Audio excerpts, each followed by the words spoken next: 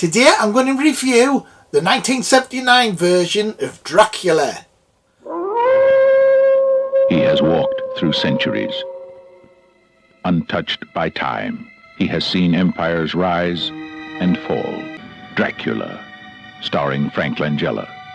Dracula was directed by John Badham and came out in 1979. It's based on the Bram Stoker novel from 1897. The film's set in 1913. John Badham considered shooting the film in black and white. This was to mirror the 1931 version. However, the heads at Universal objected to it. The screenplay is by W.D. Richter, music by John Williams. The film runs 109 minutes and cost $12.2 million and was quite successful at the box office and made $31.2 million. The film also won the 1979 Saturn Award for Best Horror Film. The film's based on the stage play adaptation, like the 1931 version was, and Frank Langella starred in the stage play between 1977 to 1980 and did over 900 performances. This is a lot like Bela Lugosi did, and both give similar performances in the film.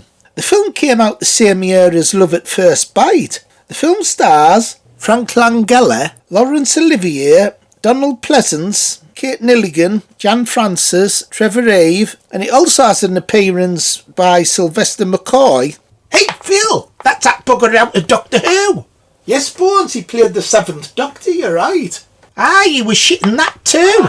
So this version has a lot of similarities with the 1931 version, starring Bela Lugosi. Listen to them. The children of the night. What sad music they make. They're both based on the stage play that they did at the time. And Frank Langella's performance is a little bit similar to Bella's.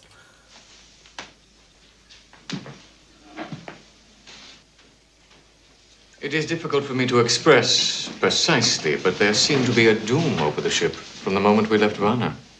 Count, some wine. You haven't... No, thank you, Doctor. I never drink wine. Using hand gestures all the time, like Bella used to do.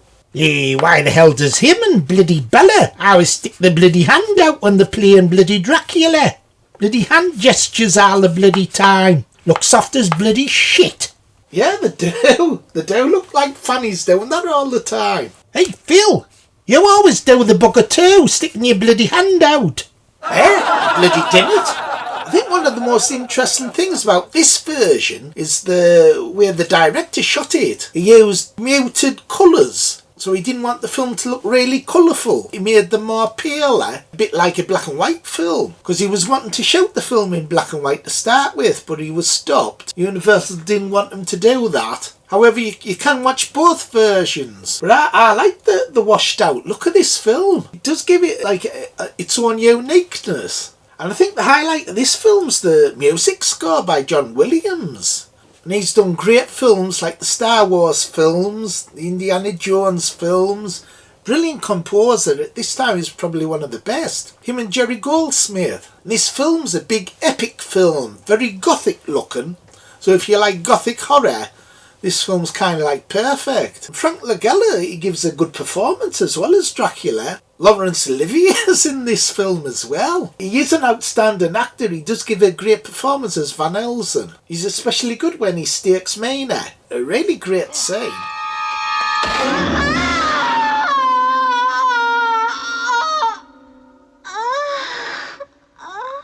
This film does have a great cast. Donald Pleasence is in it, playing Jack Searwood. Every opportunity he's eaten in this film. It's quite funny. Kate Nelligan's the love interest. Dracula fancies her. Even Jan Francis is in this. And she's in one of the scariest scenes, actually, when she plays a vampire underground, and her appearance is shocking.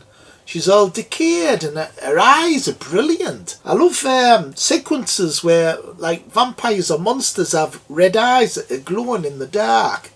Really effective. It's a pity this film didn't have more horror scenes like that. Papa, kom met mij.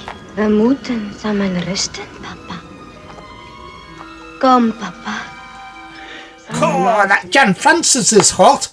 I like her in Just Good Friends, that TV show we watched, Phil.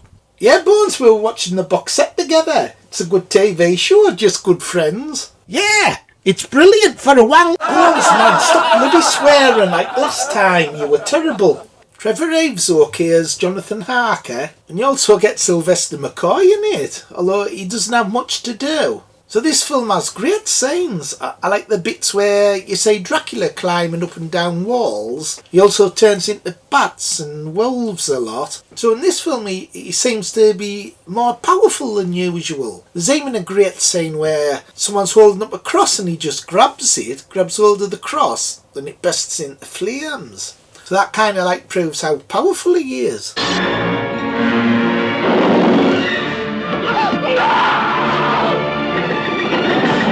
There's a really gruesome scene where he kills this man who's in an asylum. He's in a straitjacket, so his arms are tied. Dracula just twists his head around because he's Dracula's servant and he doesn't want him anymore. Really gruesome scene, that. You disappoint me, sir.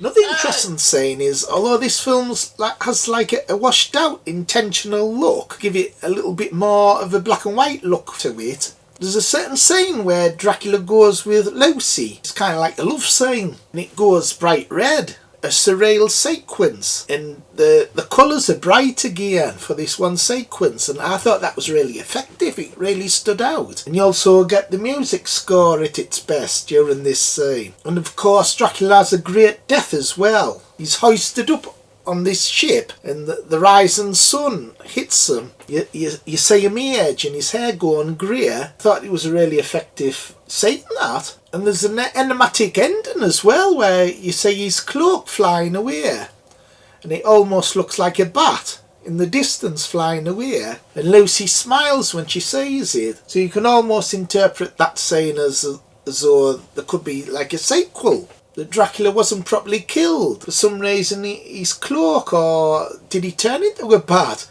Because it kind of looks like at times it is a bat. However, there wasn't a sequel, so that's a shame. So this is a big epic looking film with a wonderful John Williams score. So if you like gothic horror, you'll love this one. And out of 10, I'll give it 9. 9 out of 10. What do you think, Bones? Do you like it? Top marks, Phil.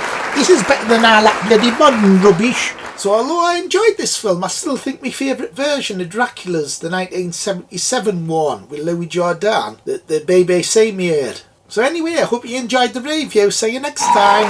Like, subscribe and share. Bye. Bye.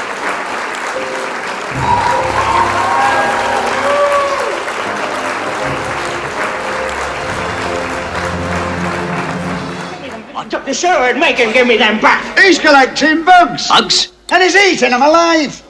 He's disgusting. You've got no blood in you anyway.